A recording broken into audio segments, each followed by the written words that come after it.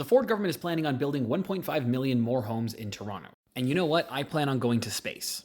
Weirdly enough, I feel like my goal is more likely to happen than Doug's, with urban planning experts questioning the feasibility of the plan, noting a pattern of missed housing targets by the province in recent years. The problem is that the Ford government only has one strategy, and that's to cut costs and taxes for developers, but that obviously hasn't been working. They keep passing acts about building more homes and building homes faster and doing all this, but none of that comes to fruition. If anything, we're actually slowing down the pace of new housing starts. And last week, when Doug Ford was at the Association for Municipalities and Mayors, he basically just said to all the mayors, like, yeah, just keep cutting taxes for the businesses. Just keep dropping the charges. They'll start building sooner or later. But the thing is, we know that that hasn't been working. All that does is create a pitfall in the budgets for these municipalities that then cannot provide the services needed for their citizens because the Ontario government is not providing the funds for that stuff. Doug Ford might be a rich guy, but he's not a rich guy who made it on his own. He's a rich guy from family money, and he looks at other rich people and says, oh, well, I'm like them, so whatever they say must be the right thing to do. They're smart people, I'm a smart person. I legitimately believe that Doug Ford thinks that this is the right thing to do. Unfortunately, Doug Ford is not very intelligent.